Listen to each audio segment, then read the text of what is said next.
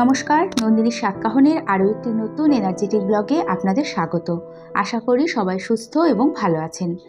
আজকে ঘুম থেকে উঠেছি একটু লেট করে, ওই 6:30 নাগাদ। উঠে ফ্রেশ হয়ে ড্রেস চেঞ্জ করে ফেস ওয়াশটা করে নিলাম। এরপর এই যে টোনার ইউজ করে একটু স্কিন কেয়ার করে সংসারের কাজে হাত দেব। যখনই ঘুম থেকে উঠি না কেন, সেই ভোর 5টা হোক বা সকাল 7টা, ওঠার পর সংসারের একটার পর একটা কাজ চলতেই থাকে। তবে রোজ দিন তো একই রকম এনার্জি নিয়ে দিন শুরু হয় না। একটা সংসারে প্রচুর কাজ থাকে, আর কাজগুলো কম বেশি আমাকেই করতে হবে। সকালবেলা উঠে ফ্রেশ হয়ে আমি সব সময় একটু নিজেকে রেডি করে নিই। রেডি বলতে সবার প্রথমে চুল আঁচড়ানো, তারপরে একটু স্কিন কেয়ার করা। আর নিজেকে দিয়ে ফিল করে দেখেছি যে নিজের জন্য আমরা যদি এতটুকু সময় দিতে পারি, ওই সময়টা ভীষণ ভালো লাগে। মন থেকে যে ভালো লাগাটা কাজ করে, এতে মাইন্ডটাও ফ্রেশ হয়ে যায়, তার সাথে এনার্জিও একটু হলেও বেড়ে যায়। কারণ ওই ভালো লাগার ফলে আমাদের ডোপামিন হরমোন বের হয়, আর তার ফলে পরে যে কাজগুলো করি বেশ আনন্দের সাথে করতে পারি। তাছাড়া প্রত্যেকেরই সংসারে রোজ দিন সকালে কাজের চাপটা অনেকটা বেশি থাকে। বেলা বাড়ার সাথে সাথে কাজের চাপ একটু একটু করে কমতে থাকে, তাই সকালের দিকে কাজের এনার্জি বজায় রাখাটা ভীষণ প্রয়োজন।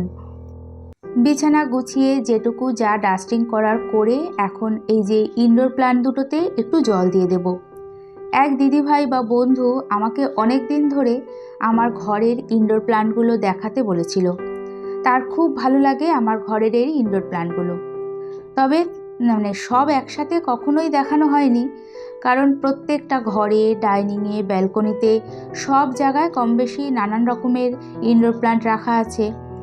এক জায়গায় থাকলে সুন্দরভাবে দেখানো যায়, তবে একদিন সব একসাথে দেখানোর চেষ্টা করব। এদিকে ঘরের বেশ কিছু কাজ করে বাজারে গেছিলাম। ঘরে সেই রকম কোনো সবজি ছিল না, ডিম ছিল 3টে। সকালে আমি আর সোনা ব্রেকফাস্টে খেয়ে নিয়েছি, তো আগামীকাল সকালেই আবার ডিম লাগবে।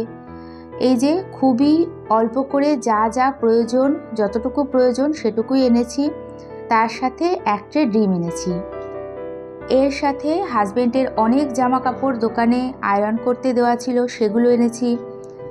গরমের মধ্যে বেশি দেরিতে বাজারে যেতে ভালো লাগে না, তাই তাড়াতাড়ি চলে গেছিলাম।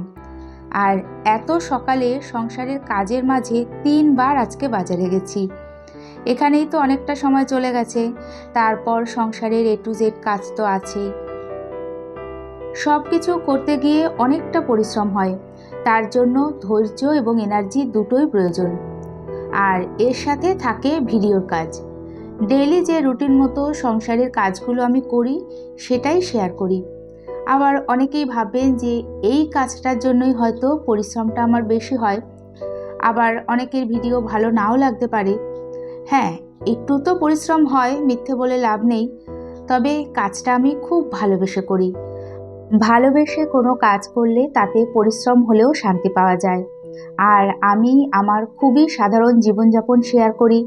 অনেকের ভিডিও বা ভিডিওর কথাবার্তা পছন্দ নাও হতে পারে, তবে সবার সবাইকে ভালো লাগবে, সবার কথাবার্তা ভালো লাগবে সেটা তো হতে পারে না। তো যাই হোক, আমি আমার মতো করে চেষ্টা করি এবং সেটাই শেয়ার করি। আর এতে আমি বেশ ভালো আছি। যেদিন পারি ভিডিও দিই, যেদিন পারি না ভিডিও দিই না। এখন এই যে সব ঘরগুলো আগে ঝাড় দিয়ে মুছে নেব। এর জন্য চেয়ারগুলো সরিয়ে রাখলাম। এতে ঘর ঝাড় দেওয়া এবং মোছা দুটোই খুব তাড়াতাড়ি হয়ে যায় এবং পরিষ্কারভাবে করতে পারি। ঘরের বিছানাগুলো গুছিয়ে আজকে ওয়াশিং মেশিনটাও অন করে দিয়েছিলাম। প্রচুর জামা কাপড়, বেড কাভার সহ আজকে 2 ঘরের ব্ল্যাঙ্কেট দুটো কেচে দিয়েছি। সেই শীতের শেষে কাচা হয়েছে, আর কাচা হয়নি। তো ওই দুটো ব্ল্যাঙ্কেট সারা বছরই আমরা ইউজ করি। এসিতে থাকলে হালকা একটু তো গায়ে দিতেই হয়, বেশ ভালো লাগে। আর তার সাথে খুব যখন বৃষ্টি হয়, সোনাও ভোরের দিকে গায়ে দেয়, তো ঘর পুরো ঠান্ডা হয়ে যায়। এদিকে ফ্রিজ থেকে মাছ বের করে সিঙ্কে রেখে এখন আগে সোনার কলেজের জন্য টিফিনটা রেডি করব। বেশ কিছুটা ক্যাপসিকাম, পেঁয়াজ, টমেটো কেটে নিয়েছি, তার সাথে লঙ্কা কুচি আর 2টো ডিম নিয়েছি। প্রথমে কড়াইতে এই যে বাটার দিয়ে পেঁয়াজ কুচি দিয়েছি, পেঁয়াজ একটু হালকা ভাজা হলে পরেই ক্যাপসিকাম, টমেটো, লঙ্কা, নুন দিয়ে এবার একটুখানি হলুদ দিয়ে ভালো করে নেড়ে চেড়ে ঢেকে দেব। তো পরে মনে হলো যে নুন একটু কম হবে, তাই আরেকটু নুন দিয়েছি। ক্যাপসিকাম একটু সফট হয়ে যাওয়ার সাথে সাথেই ডিম দুটো দিয়ে আবারও ভালো করে ভাজা ভাজা করে নেব। ইচ্ছে হলে এর মধ্যে গাজর, বিনস, পছন্দ মতো কিছু সবজিও অ্যাড করা যায়। তো রুটির সাথে খাওয়ার জন্য ভীষণ হেলদি একটা খাবার এবং বেশ তাড়াতাড়ি হয়ে যায়। সকালে ব্রেকফাস্টে রুটি পরোটার সাথে বা টিফিনে রুটির সাথে খুব ভালো লাগে। ডিম দেওয়ার জন্য এর টেস্টটাও দারুণ হয়। বাচ্চা থেকে বড় সবাই পছন্দ করবে। রান্নাটা খুব চটজলদি হয়েও যায়। গোলমরিচ গুঁড়োও দেওয়া যায়, লঙ্কা কুচি অল্প দিয়ে তার বদলে গোলমরিচ গুঁড়োও দেওয়া যায়। রুটি খাওয়ার জন্য যখন সেরকম কোনো কিছু থাকে না তখন ঝটপট করে এটা তৈরি করে নিই। আর সোনা এটা খুব পছন্দও করে। খুব বেশি তেল মশলাও লাগে না, আর ডিম দেওয়াতে জিনিসটার টেস্ট অটোমেটিক বেড়ে যায়। আরও বাটার দেওয়া যায়, তবে আমি একটু হেলদিভাবেই করে নিয়েছি। সোনার এই যে টিফিনটা গুছিয়ে বাকি যেটুকু ক্যাপসিকাম ছিল সেটা দিয়ে এরপরে অল্প একটু সোয়াবিন রান্না করে নেব। কোনো রকম আলু দেব না। এটাও ভাতের সাথে বা রুটির সাথে বেশ ভালো লাগে। রাতে রান্না করতে ভালো লাগে না, তো আমি রাতে সেইভাবে রান্না করিও না খুব প্রয়োজন ছাড়া। তো আজকে রাতে রুটি খাওয়ার জন্য এটাই তৈরি করে রাখলাম। আজকে বোয়াল মাছ রান্না করব। তো বোয়াল মাছ ভাজার সময় এত ফোটে যে ঢেকে ঢেকে না ভাজলে ভাজা সম্ভব হয় না। খুব বেশি না, ওই 5 পিস মতো বোয়াল মাছ রয়েছে, সেটাই আজকে বেশ সুন্দর করে কষা কষা করে রান্না করব। মাছ ভাজতে ভাজতেই এদিকে মশলাটা রেডি করে নেব। মশলার মধ্যে দেব কাঁচা লঙ্কা, একটা মিডিয়াম সাইজের পেঁয়াজ, একটা টমেটো, জিরে গুঁড়ো, কাশ্মীরি লঙ্কার গুঁড়ো আর 3টে এলাচ। এবার এটার একটা খুব সুন্দর স্মুথ পেস্ট করে নেব। ওদিকে সোনাও কলেজে যাওয়ার জন্য রেডি হয়ে গেছে। তো কলেজে যাওয়ার সময় ও ভাত খেয়ে যায় না, কলেজে গিয়ে ওই টিফিন খাবে আর সকালে যে ব্রেকফাস্ট করে সেটাই করেছে। অন্যদিন ছাতুর শরবত বা স্মুদি খেয়ে যায়, তো আজকে কিছুই খায়নি। গতকাল বান্ধবীদের সাথে রেস্টুরেন্টে খাওয়া দাওয়া করেছিল, জানি না হয়তো তার থেকেই পেটে একটু ব্যথা করছে, তাই খুব একটা জোর করলাম না। বাইরের খাবার তো সেভাবে খাওয়া হয় না, পরপর 2 দিন এদিকে রেস্টুরেন্টে খাওয়া হয়েছে, তাই হয়তো একটু সমস্যা হচ্ছে। সকালে তো প্রথমের দিকে 2বার বাজারে গেছিলাম, একবার সবজি বাজার আর ডিম নিয়ে এসেছি, পরে আবার হাজব্যান্ডের জামা কাপড়গুলো দোকানে দেওয়া ছিল আয়রন করার জন্য, সেটা নিয়ে এসেছি। তারপরে আবার এই যে সোনার খুব পেটে ব্যথা করছিল, তো ওষুধের দোকান থেকে গিয়ে ওষুধ নিয়ে আসলাম। সাধারণত যে গ্যাসের ওষুধ ঘরে থাকে সেটা দেওয়া হয়েছিল, কিন্তু তাতে পেটে ব্যথা কমেনি। তো এখন ওষুধ খাওয়ার পর অনেকটা ভালো আছে। তো যাই হোক, ওদিকে মাছ ভেজে তুলে রেখে গ্যাসের ফ্লেমটা কমিয়ে দিয়েছিলাম। এখন এই যে তেলের মধ্যে গোটা জিরে আর তেজপাতা ফোড়ন দিয়ে মশলাটা দিয়ে ভালো করে অনেকক্ষণ ধরে কষিয়ে নেব। কড়াইতে যা তেল ছিল সেই তেলের মধ্যেই রান্নাটা করছি, এক্সট্রা আর বেশি করে তেল দিলাম না। পেঁয়াজ আলাদা করে না ভেজে এই যে মশলার সাথেই পেস্ট করে নিয়েছি, তাই এই মশলাটাকে খুব ভালো করে অনেকক্ষণ ধরে কষিয়ে নিতে হবে, না হলে খেতে ভালো লাগবে না। কতটা মশলা এই যে কষাতে কষাতে দেখুন একটুখানি হয়ে গেছে। এবার এর মধ্যে গরম জল দিয়ে দেব।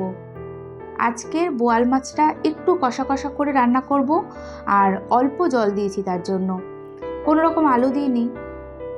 আলু দিলে যে কোনো রান্নায় একরকম টেস্ট হয়, আবার আলু না দিলে টেস্টটা অন্যরকম হয়। আমি আবার খুব একটা আলু পছন্দ করি না, তো প্রয়োজন ছাড়া খুব একটা আলু খাইও না। এই তো মোটামুটি রান্নাটা হয়ে গেছে। আর আজকের বোয়াল মাছটা খেতে খুব ভালো হয়েছিল। এই বোয়াল মাছ অনেকেই খায় না, আবার অনেক বাড়িতে কোনোদিনই বোয়াল মাছ আনা হয়নি। আমার শ্বশুরবাড়ি বাপের বাড়ি 2 বাড়িতেই বোয়াল মাছ খায়। তাছাড়া আমি, আমার হাজবেন্ড আর মেয়ে আমরা সব রকম মাছ খাই, তাই এই দিক দিয়ে সত্যি কথা বলতে আমার কোনো চিন্তা নেই। এরই সাথে ভিডিওটি দেখতে দেখতে কোথাও এতটুকু ভালো লেগে থাকলে একটা ছোট্ট লাইক করে কমেন্টস করে চ্যানেলটি সাবস্ক্রাইব করেও রাখতে পারেন। আর কাজগুলো যদি আপনি অলরেডি করে থাকেন তাহলে আপনাকে জানাই অসংখ্য ধন্যবাদ। সংসারের একঘেয়েমি কাজগুলো এনার্জির সাথে প্রতিদিন করা সত্যিই ধৈর্যের দরকার। তার সাথে ভালোবেসে করাটা খুব প্রয়োজন।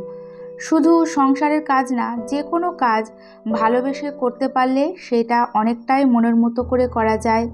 তার মধ্যেও ঘরবাড়ি পরিপাটি রাখার জন্য এই যে জামা কাপড় গোছানো মেনটেন করাটা খুব প্রয়োজন। এই যে জামা কাপড়গুলো সব শুকিয়ে গেছে, অনেকক্ষণ হয়েছে শুকিয়ে গেছে, শুধু ব্ল্যাঙ্কেট দুটো ব্যালকনিতে মেলে দিয়েছি। দুপুরের কড়া রোদটা পাক, তারপরে সেগুলো ভাঁজ করে জায়গা মতো গুছিয়ে রাখবো।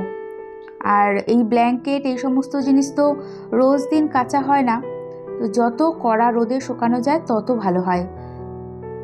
যাই হোক, রান্না করতে করতেই অনেক বাসন মেজে ধুয়ে নিয়েছিলাম। পরে কড়াই বাকি সমস্ত কিছু পরিষ্কার করে রান্নাঘরটা পুরো ক্লিন করে এখন এই যে জামা কাপড়গুলো ভাঁজ করে নিচ্ছি। বেড কভার দুটো আগেই চেঞ্জ করা হয়েছিল, কাচা হয়নি, ওয়াশিং মেশিনের মধ্যে ছিল। আজকে সমস্ত কিছু একেবারে এই যে কেচে ধুয়ে নিয়েছি। সকাল সকাল কেচে দিয়েছি, সব কিছু ভালোভাবে শুকিয়ে গেছে এবং তুলেও এনেছি অনেকক্ষণ আগে। অনেকক্ষণ রোদে থাকলে পরে কেমন রং জ্বলে যায়। তো এখন প্রায় দুপুর ওই 12টা মতো বাজে। এরপর স্নান পুজো রয়েছে। জামা কাপড় ভাঁজ করতে করতে আজকে ভিডিওটি এখানেই শেষ করছি। এতক্ষণ আমার সাথে থাকার জন্য আপনাদের সবাইকে জানাই অসংখ্য ধন্যবাদ।